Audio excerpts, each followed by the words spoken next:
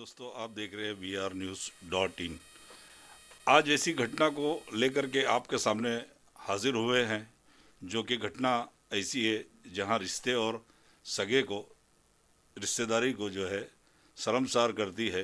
ये घटना है कुर्ला नेहरू नगर की, जो एक महिला सीनियर सिटीजन की गला रेत करके हत्या कर दी गई है। हत्या करने वाला और कोई नहीं, उनका खुद का भतीजा बताया जा रहा है। हत्या करने की वजह रुपया पैसा था और दागीना। ज़्यादा बात करने के लिए हमारे साथ में मोहम्मद नईम शेख जी है। सीधा चलते हैं उनके पास। According to Times of India 8 सितंबर ट्यूसडे 2020, ये उसकी फर्स्ट पेज की कटिंग है।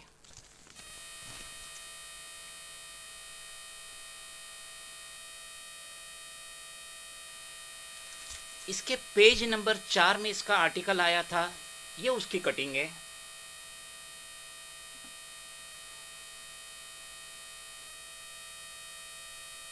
इसमें यह बताया गया है कि जरीना शेख 60 इयर्स की एक सीनियर सिटीजन लेडी थी।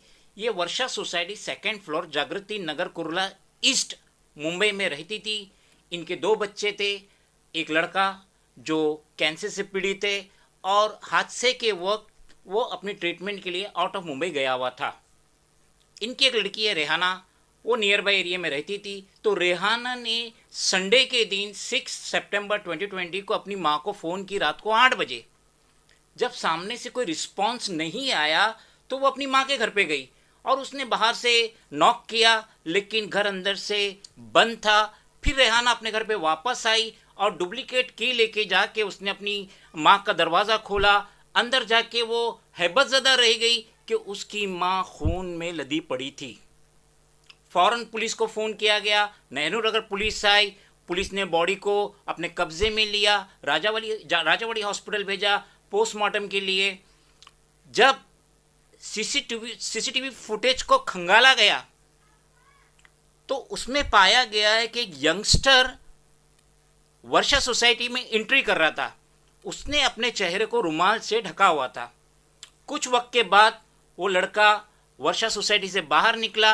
अब की बार उसने अपने चेहरे को नैपकिन से ढका हुआ था। नेहरू नगर पुलिस जो इन्वेस्टिगेशन की और जब अदर सीसीटीवी फुटेज को खंगाला गया, कांस्टेबल संजय औहाड़ उन्होंने ट्रेस किया लड़के का चेहरा। और inspector Shinde attach to Nehru Nagar police station, उन्होंने बताया कि ये 22 साल लड़का था जिसको रेहाना ने आइडेंटिफाइड किया। ये इरफान है, ये इनका कजिन ब्रदर है और ये विक्टिम डिसीज्ड का सगे भाई का लड़का था। 22 साल इरफान को पुलिस ने अरेस्ट करी, कोर्ट में पेश की। और जब इरफान से पूछा गया, ये क्राइम करने का मकसद इरफान से पूछा गया, तो इरफान बताता है कि मेरी अर्ली 2020 में शादी हुई थी, but due to lockdown he was jobless. ये फाइनेंशियली क्रंच में था, जिसके लिए इसने अपनी सगी फुप्पी 60 इयर्स जरीना शेख का गला काट के और बॉडी पे स्टेप करके उसका कत्ल किया। और कत्ल करने के बाद ये अक्यूज पर्सन ने टीवी का वॉल्यूम फास्ट किया ताकि नेबर्स को इसका कुछ पता नहीं चले।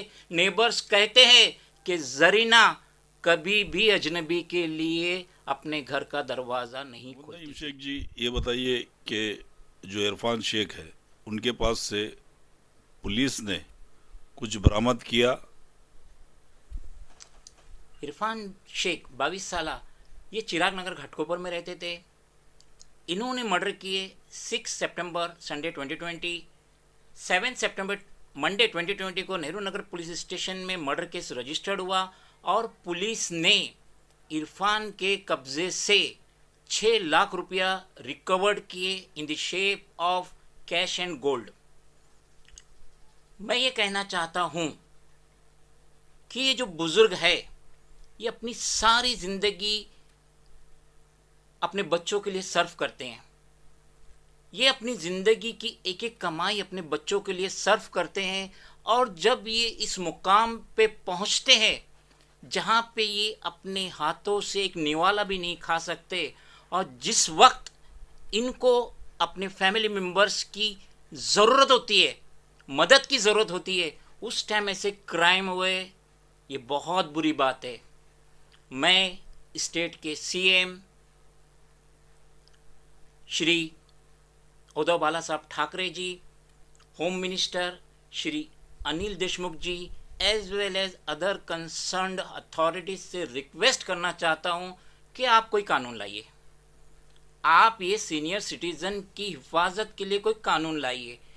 ये अपनी इस एज में पहुंच के ये लाचार हो जाते हैं, और एक दिन सबों को इस एज में पहुंचना है, क्योंकि हमारी इंडियन डेथ एवरेज है 67 ईयर्स।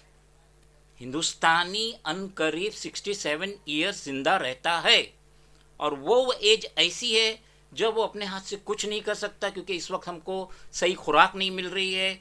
तो मेरी ये आजिज़ाना रिक्वेस्ट है to the concern minister of state government of Maharashtra to please think about this senior citizen person, and they may implement a law, a strict law. Thereafter, such kind of accused like Irfan Sheikh would be punished accordingly, and after seeing the such punishment, no other youngster would try to commit murder of their relatives. मैं उम्मीद करता हूँ CM साहब, home minister साहब इस बारे में सोचेंगे, कोई कानून लाएंगे और इरफान जैसे अक्यूज्ड को सख्त से सख्त सज़ा देंगे। इरफान कहता है कि मैं बेरोज़गार था, जॉबलेस था, फाइनेंशियल क्रंच था due to corona virus lockdown. ये झूठ है। 1 जून से तो लॉकडाउन में रिलीफ मिलते चली गई। इसने क्राइम किया है 6 सितंबर को। जून पूरा गया, जुलाई पूरा गया, अगस्त पूरा गया, सितंबर के बिगिनिंग में इसने क्राइम किया। तो इसका ये कहना कि लॉकडाउन की वजह से फाइनेंशियली क्रंच कर रहा था, छूट है। ये वेजिटेबल बेच सकता था, ये अपनी फैमिली को मेंटेन कर सकता था, जवान था, 22 साल का था, न्यूली शादी किया था, इसकी कोई 2 4 5 संतान नहीं थी जिसके लिए इसको बहुत बड़ा क्रंच हो रहा था। अगर इस इरफान की जगह सब स्टेप लेने लगे तो क्या होगा देश का। मेरी आजिज़ाना रिक्वेस्ट है to the concern authorities, to the concern minister to please think about the same and protect the senior citizen of Maharashtra, क्योंकि ये एक चट्टान है। इनकी मौजूदगियों से कई तूफान घरों में नहीं आ पाते हैं। इनकी मौजूदगी हमारे लिए बेहद ज़रूरी है। इनकी दुआएं, इनकी गाइडेंस, इनके पास नॉलेज का ख़जाना है। बस वो निगाह चाहिए जो इसको परख सके अपने सीनियर सिटीजन्स, फैमिली मेम्बर्स को। खुदा हाफिज़। ये थे मोहम्मद नईम शेख जी, जिन्होंने जरीना शेख के कत्ल के बारे में पूरी तफसील से बताया। वीआर न्यूज़ की टीम की तरफ से इंडियन सिटीज़न के लिए एक रिक्वेस्ट है कि ख़ास करके यंगस्टर से कि कोई ऐसा ख्याल अगर दिल में आए कुछ चीज़ों को लेकर के, हम जानते हैं तकलीफ़ में सारा देश है, लेकिन कुछ ख्याल ऐसे इस चीज़ को लेकर के आता है तो आप प्लीज़ कब्रस्तान चले जाइए, शमशान घाट चले जाइए, या फिर रोड पे रहने वाले जो गरीब तबके के रोड है वहाँ जा कर के बैठ जाइए। आपका दिल साफ़ हो जाएगा, क्योंकि जो तरीके से कब्रस्तान और शमशान में आपको 1 मिनट के बाद जाना पड़ सकता है, आपकी सोच जो है वो बदल जाएगी। ये दिन नहीं रहे, वो दिन नहीं रहे तो ये भी दिन नहीं रहेंगे। मैं उम्मीद करता हूँ कि ये वीडियो आपको पसंद आया, इसे शेयर ज़रूर कीजिएगा। जय हिंद, जय महाराष्ट्र।